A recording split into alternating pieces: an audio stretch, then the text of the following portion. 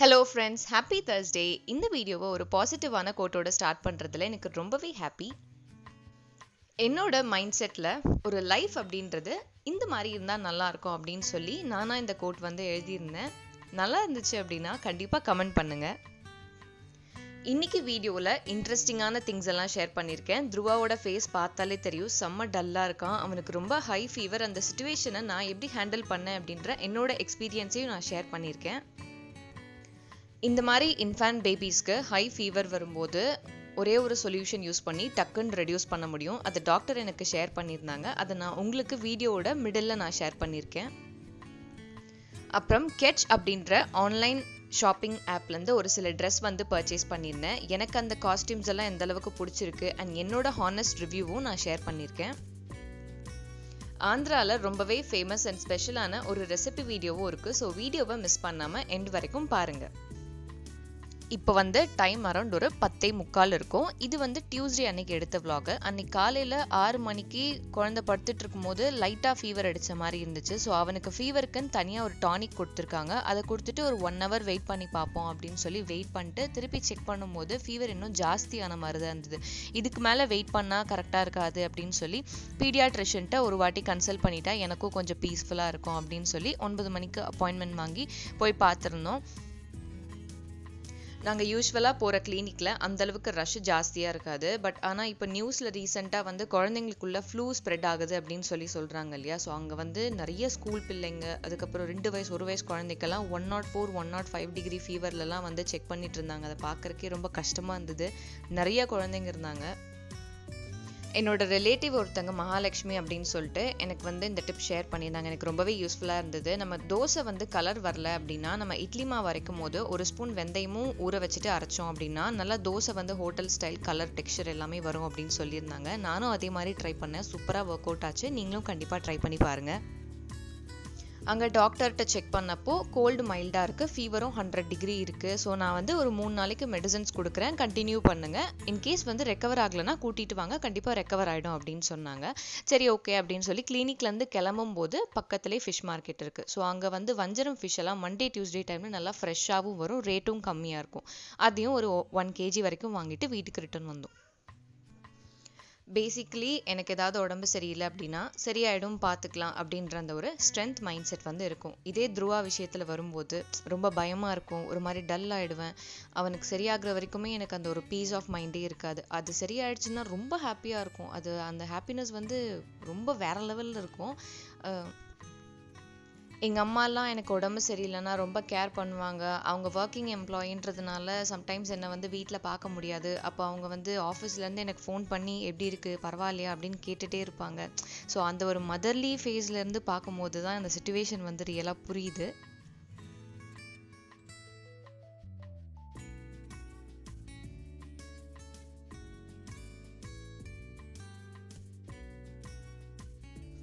அன்றைக்கி லஞ்சுக்கு வந்து ஃபிஷ் வாங்கியிருந்ததுனால பாதி ஃபிஷ்ஷை டீப் ஃப்ரீஸ் பண்ணிவிட்டு பாதி ஃபிஷ்ஷை வந்து ஃப்ரை பண்ணிக்கலான்னு சொல்லி அதுக்கான மசாலா ஐட்டம்ஸ்லாம் ரெடி பண்ணிட்டுருந்தேன்.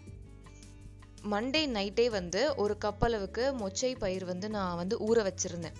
அடுத்த நாள் வந்து மொச்சையும் முருங்கைக்காயும் போட்டு காரக்குழம்பு வைக்கலாம் அப்படின்னு சொல்லிட்டு அதை வந்து நம்ம ஊற வச்சு நெக்ஸ்ட் டே வந்து குக்கரில் 2 விசில் போட்டு எடுத்தோம் அப்படின்னா நல்லா வெந்துடும். என்னடா புரட்டாசி அதுவுமா நான்வெஜ் வந்து குக் பண்ணுறோமே அப்படின்னு நினைக்காதீங்க. எங்கள் வீட்லேயுமே சொல்லுவாங்க ஃபாலோ பண்ண சொல்லி, இந்த மாதம் ஃபுல்லாக சாப்பிடக்கூடாது அப்படின்னு. எனக்கும் என்னோட ஹஸ்பண்டுக்கும் கடவுள் நம்பிக்கை ரொம்பவே ஜாஸ்தி. கடவுள் பக்தி அப்படின்றது நம்ம மனசில் ஆழமாக இருக்கணும். நம்ம ஒரு கோயிலுக்கு போகிறோம் அப்படின்னா நம்ம மைண்டு நல்லா பியூராக இருக்கணும். இது மாதிரி தான் நாங்கள் வந்து ஃபாலோ பண்ணணும்னு நினைப்போம். மற்றபடி இந்த ஃபுட் ரெஸ்ட்ரிக்ஷன்ஸில் வந்து இன்றைக்கி சாப்பிடக்கூடாது ஆனால் நாளைக்கு சாப்பிட்டுக்கலாம் அப்படின்றதுல எங்களுக்கு விருப்பம் இல்லை. அப்படின்றதுனால நாங்கள் ஃபாலோ பண்ணுறதில்ல.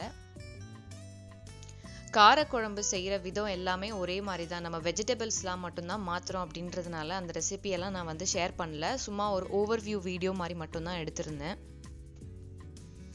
டாக்டர் வந்து ப்ரிஸ்கிரைப் பண்ண மாதிரி 6 hours ஒன்ஸ் வந்து ஃபீவருக்கான மெடிசன் வந்து நான் கொடுத்துட்டே வந்தேன். அன்றைக்கி நைட் ஒரு 8:30 வரைக்கும் ஓரளவுக்கு ஃபீவர் குறைஞ்சிட்ட மாதிரி இருந்துச்சு. கொஞ்சம் என் மைண்டு பீஸ் ஆச்சு, ஓகே குறைஞ்சிரும் அப்படின்னு நினச்சேன். பட் வந்து 10:30க்கு மேலே பார்த்தீங்கன்னா அவனுக்கு ஃபீவர் வந்து 102+ போயிடுச்சு. அவனுக்கு தூக்கமும் இல்லை. அவனுக்கே ஒரு மாதிரி உடம்பெல்லாம் வந்து ரொம்ப பெயினாக இருந்திருக்கும் போல். ரொம்ப அழ ஆரம்பிச்சிட்டான். அவனால தூங்கவும் முடியல. அவனுக்கே புரியல என்ன நடக்குதுன்னு சொல்லி. ஏன்னா நமக்கே வந்து ஒரு 102+ ஃபீவர் இருந்துச்சு அப்படின்னா நமக்கு உடம்பெல்லாம் பெயினாக இருக்கும், தலைலாம் வலிக்கும், நமக்கே புரியாது என்ன நடக்குதுன்னு. அவன் அந்த சுச்சுவேஷனை எப்படி ஹேண்டில் பண்ணான்னு நினைக்கும் போதே ரொம்ப கஷ்டமாக இருக்குது.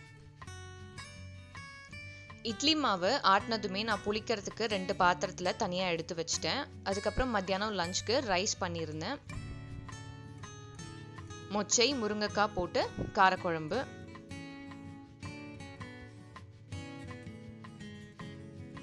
நல்ல ஸ்பைசியான ஃபிஷ் ஃப்ரை, அப்புறம் ரசம். அவ்வளோதான், சிம்பிளான லஞ்ச் மெனு. அரௌண்ட் ஒரு 10:30 நைட்டில் அவன் ரொம்ப அழ ஆரம்பிச்சிட்டான் அப்படின்னு சொல்லிட்டு இதுக்கு மேலே வெயிட் பண்ண வேண்டான்னு பக்கத்தில் இருக்கிற 24 hours ஹாஸ்பிட்டல் கூட்டிகிட்டு போயிருந்தோம். அங்கே வந்து டாக்டர் இவ்வளோ ஃபீவர் இருக்கக்கூடாது, இதை டக்குன்னு ரெடியூஸ் பண்ணும் அப்படின்றதுனால ஒரு மெடிசன் கொடுத்தாங்க. அப்புறம் ஸ்பாஞ்சிங் பண்ண சொல்லியிருந்தாங்க. ஸ்பாஞ்சிங் அப்படின்னா என்னென்னா, குழந்தைங்களுக்கு வந்து ஃபீவர் மெடிசன் நம்ம அடிக்கடி மாற்றிட்டே இருக்க முடியாது. அதனால அவங்களுக்கு எவ்வளோ ஃபீவர் இருந்தாலும் அதை டக்குன்னு ரெடியூஸ் பண்ணணும்னா நம்ம வீட்டில் நார்மல் வாட்டரில் துணியை வந்து டிப் பண்ணிவிட்டு அப்படியே குழந்தைங்க மேலே ஒரு 10 to 15 minutes கண்டினியூஸாக துடைக்கணும். அவங்க அழுதாலும் பரவாயில்ல, நம்ம தொடச்சாதான் ஃபீவர் வந்து ரெடியூஸ் ஆகும்.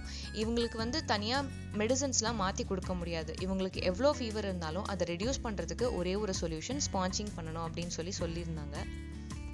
நாங்களும் அதே மாதிரி ஹாஸ்பிட்டலில் ஒரு 15 minutesக்கு அவன் ரொம்ப அழுதான், பரவாயில்லன்னு சொல்லி ஸ்பாஞ்சிங் பண்ணோம். 104 டிகிரிலேருந்து 100 டிகிரிக்கு ஃபீவர் வந்துச்சு. திருப்பி வீட்டுக்கு வந்து அதே மாதிரி அவன் கொஞ்ச நேரம் தூங்கினதுக்கு அப்புறமா திருப்பி பண்ணி அப்படி தான் நாங்கள் வந்து ரெடியூஸ் பண்ணோம். இப்போ ஓரளவுக்கு ஓகே, நார்மலாக இருக்கான். ஆந்திராவில் ரொம்பவே ஃபேமஸ் அண்ட் ஸ்பெஷலான கோங்குரா சிக்கன் கறி ரெசிபி தான் நான் ஷேர் பண்ணியிருக்கேன். அதுக்கு முதல்ல மசாலா ஐட்டம்ஸ் எல்லாம் ரெடி பண்ணணும். ஒரு ஃப்ரையிங் பேனில் 3 tablespoon குக்கிங் ஆயில் எடுத்திருக்கேன். 2 கிரீன் சில்லி எடுத்திருக்கேன். நம்ம நிறைய கிரீன் சில்லி எடுத்தோம்னா அதோட டேஸ்ட் அண்ட் ஃப்ளேவர் இன்னும் ஜாஸ்தியாக இருக்கும். பட் நாங்கள் காரம் அதிகமாக சாப்பிட மாட்டோம் அப்படின்றதுனால நான் 2 கிரீன் சில்லி எடுத்திருக்கேன். 2 ஆனியன் நல்லா சாப் பண்ணிவிட்டு அதையும் ஆட் பண்ணி சால்ட் எவ்வளோ வேணுமோ அவ்வளோ மட்டும் போட்டுட்டு நல்லா சாட்டே பண்ணிக்கிட்டேன். இப்போது 2 டொமேட்டோ சாப் பண்ணி அதையும் வந்து நான் ஆட் பண்ணி சாட்டே பண்ணிக்கிட்டேன். ஒரு 10 minutesக்கு லோ டு மீடியம் ஃப்ளேமில் மூடி வச்சோம் அப்படின்னா நல்லா குக் ஆகிடும். ஒரு ரெசிபிக்கு வெங்காயம் தக்காளி நல்லா வதங்கியிருந்தால் தான் அந்த ரெசிபி நல்லா டேஸ்ட்டாக இருக்கும். இப்போ இதை தனியாக ஒரு பிளேட்டில் வந்து நான் மாற்றி வச்சுக்கிட்டேன். அதே ஃப்ரையிங் பேனில் திருப்பி வந்து ஒரு tablespoon குக்கிங் ஆயில் எடுத்துட்டு, நம்ம ஊரில் இதை புளிச்சக்கீரைன்னு சொல்லுவாங்க, ஆந்திராவில் கோங்குரான்னு சொல்லுவாங்க, அது ஒரு கப் ஆட் பண்ணி கொஞ்சமாக கொத்தமல்லியும் ஆட் பண்ணிவிட்டு ஒரு 1 minutக்கு நம்ம மூடி வச்சோம் அப்படின்னா நல்லா குக் ஆகிடும். அதையும் இன்னொரு தனி பிளேட்டில் நான் மாற்றி வச்சுக்கிட்டேன். இப்போ இதை 2த்தையுமே வந்து நம்ம தனித்தனியா மிக்சியில போட்டு அரைச்சு வச்சுக்கணும். இப்போ கோங்குரா சிக்கன் ரெசிபி வந்து செய்யறதுக்கு நான் ப்ரெஷர் குக்கர் வந்து யூஸ் பண்ணியிருக்கேன். நம்ம நார்மலாக ஃப்ரையிங் பேன்லையும் பண்ணலாம். இன்னைக்கு நான் ப்ரெஷர் குக்கர் யூஸ் பண்ணியிருக்கேன். இதில் வந்து ஒரு 3 tablespoon குக்கிங் ஆயில் எடுத்துக்கிட்டு பிரியாணி மசாலா ஐட்டம்ஸ் என்னென்னா பட்டை, ஏலக்காய், லவங்கம், பிரியாணி இலை, அப்புறம் கல்பாசி ஆட் பண்ணிவிட்டு கொஞ்சமாக கருவேப்பிலையும் ஆட் பண்ணி நல்லா சாட்டே பண்ணிக்கிட்டேன். சிக்கன் வந்து நான் 1/2 kg எடுத்திருந்தேன், அதையும் ஆட் பண்ணிக்கிறேன். சிக்கன் ஆட் பண்ணதுக்கு அப்புறமா ஒரு நிமிஷத்துக்கு சாட்டே பண்ணிட்டு இஞ்சி பூண்டு பேஸ்ட் வந்து நான் 4 ஸ்பூன் எடுத்திருக்கேன். என்னோட ஸ்பூன் வந்து சின்ன சைஸ் அப்படின்றதுனால நான் 4 ஸ்பூன் எடுத்திருக்கேன். நார்மல் சைஸ்டு ஸ்பூனாக இருந்தால் 2 tablespoon ஜிஞ்சர் கார்லிக் பேஸ்ட் எடுத்தாலே போதும். இப்போ மசாலா ஐட்டம்ஸ் ரொம்ப சிம்பிள் தான். 1/4 tablespoon மஞ்சள் தூள், 1 tablespoon ரெட் சில்லி பவுடர் எடுத்திருக்கேன். ஆல்ரெடி வெங்காயம் தக்காளியில் உப்பு போட்டிருக்கனால இதில் எவ்வளோ தேவையோ அவ்வளோ உப்பு வந்து பார்த்து நம்ம ஆட் பண்ணிக்கலாம்.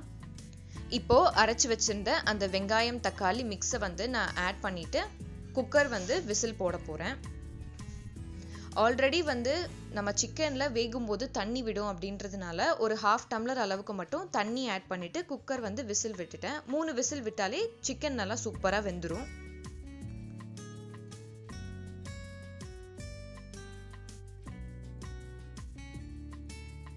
குக்கர்லேருந்து ப்ரெஷர் இறங்கினதுக்கு அப்புறமா லோ ஃப்ளேமில் வச்சுட்டு நம்ம அந்த ரெசிபியோட டேஸ்ட் எல்லாம் பார்த்துக்கணும். லாஸ்ட்டாக வந்து அந்த கோங்குரா பேஸ்ட்டையும் ஆட் பண்ணிக்கலாம். இந்த கோங்குரா சிக்கன் கறியோட ஸ்பெஷாலிட்டி என்ன அப்படின்னா அந்த கீரையோட சோர் டேஸ்ட் இருக்கும், அதுக்கப்புறம் காரமும் இருக்கும். நம்ம வந்து ஆல்ரெடி க்ரீன் சில்லி ரெட் சில்லிலாம் ஆட் பண்ணுறோம் அப்படின்றதுனால செம்ம டேஸ்ட்டாக இருக்கும்.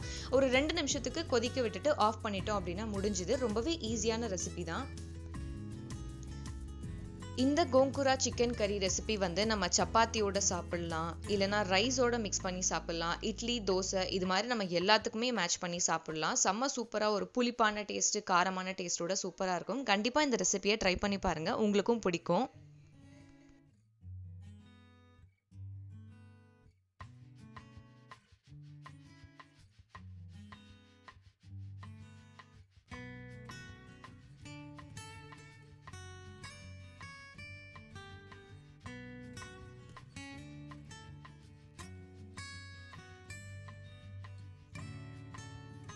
Ketch அப்படின்ற ஆன்லைன் ஷாப்பிங் ஆப்லேருந்து ட்ரெஸ் பர்ச்சேஸ் பண்ணியிருந்தேன். இதில் வந்து மென் அண்ட் விமென்கான கலெக்ஷன்ஸ் எல்லாமே ரொம்பவே யூனிக் அண்ட் சூப்பராக இருக்குது. நல்லா ட்ரெண்டியான கலெக்ஷன்ஸில் ட்ரெஸ் பார்க்குறீங்க அப்படின்னா இந்த ஆப் வந்து ரொம்பவே சூட்டபிளான ஆப்பு. அண்ட் Ketch ஆப்போட ஸ்பெஷாலிட்டி என்ன அப்படின்னு பார்த்தீங்கன்னா, இது completely based on India. Cash on delivery அவைலபிளாக இருக்குது. இப்போ இருக்கிற இன்ஸ்டாகிராம் பேஜஸில் ஒரு சில இன்ஸ்டாகிராம் பேஜில் நம்ம ட்ரெஸ் ஆர்டர் பண்ணுறோம் அப்படின்னா பேமெண்ட் பண்ணால் மட்டும்தான் ஆர்டர் அக்செப்ட் பண்ணுவாங்க. பட் இந்த அப்ளிகேஷன் பொறுத்த வரைக்கும் கேஷ் ஆன் டெலிவரி அவைலபிளாக இருக்குது அண்ட் ஃப்ரீ ஷிப்பிங்கும் இருக்குது. இந்த ஆப்போட வெப்சைட் லிங்க்கு, அப்ளிகேஷன் லிங்க் எல்லாமே நான் டிஸ்கிரிப்ஷன் பாக்ஸில் கொடுக்குறேன். கண்டிப்பாக செக் பண்ணி பாருங்கள். நம்ம Ketch ஆப்பை ஓப்பன் பண்ணதுமே முதல்ல நமக்கு சைஸ் சார்ட் வந்துடும். நம்ம சைஸ் செலக்ட் பண்ணதுமே அதில் இருக்கிற ட்ரெஸ்ஸஸ் வரைக்கும் நமக்கு ஃபில்டர் ஆகி வரும். ஸோ நமக்கு சூஸ் பண்ணுறதுக்கு ரொம்பவே ஈஸியாக இருக்கும். Ketch ஆப்பில் இப்போ சூப்பர் சேலில் அப் டு 75% வரைக்கும் ஆஃபர் போயிட்டுருக்கு. ஸோ கண்டிப்பாக செக் பண்ணி பாருங்கள். ஃபர்ஸ்ட் நான் வாங்கியிருந்தது என்ன அப்படின்னா, ஒரு printed fit blue colour maxi dress தான். செம்ம கம்ஃபர்டபுளாக இருக்குது. ப்ரைஸ் வந்து 540 அரௌண்ட் தான் இருந்தது. ரொம்பவே சூப்பராக இருந்தது. இது வந்து ஒரு நார்மல் பிரிண்டட் ரெகுலர் டாப்பு. ரொம்பவே சிம்பிள் அண்ட் எலிகென்ட்டான லுக்காக இருந்தது. இது நம்ம ஜீன்ஸ் பேண்ட் கூட இல்லை கான்ட்ராஸ்டட் கலர்ஸான பேண்ட்ஸ் கூட மேட்ச் பண்ணாலும் சூப்பராக இருக்கும். இதோட ப்ரைஸ் வந்து 310 rupees தான். ப்ராடக்டோட லிங்க் எல்லாம் டிஸ்கிரிப்ஷன் பாக்ஸில் கொடுக்குறேன். கண்டிப்பாக செக் பண்ணி பாருங்கள். இது வந்து ஒரு கேஷுவல் ஒயிட் கலர் குர்த்தி. இதோட ப்ரைஸ் வந்து 603 rupees. Pure cotton. நம்ம ஏதாவது ஒரு அஃபிஷியல் மீட்க்கு போகிறோம் அப்படின்னா இதை போட்டு போனோம்னா செம்ம கிளாஸாக இருக்கும். எனக்கு வாங்கியிருந்ததில் எல்லா ட்ரெஸ்ஸஸுமே வந்து ரொம்பவே பிடிச்சிருந்தது. இதை விட இல்லாமல் இன்னும் நிறையா கலெக்ஷன்ஸுமே இருக்குது. கண்டிப்பாக அந்த ஆப்பை செக் பண்ணி பாருங்கள். ட்ரெஸ் ஆர்டர் பண்ணி வாங்கி யூஸ் பண்ணி எப்படி இருக்குது அப்படின்ற ரிவ்யூவும் நீங்கள் ஷேர் பண்ணுங்கள் கமெண்ட் பாக்ஸில். இன்னைக்கு வீடியோ இன்ட்ரெஸ்டிங்காக இருந்திருக்கும் அப்படின்னு சொல்லி நம்புகிறேன். இதோட நெக்ஸ்ட் வீடியோவில் பார்க்கலாம். Have a good day. Bye.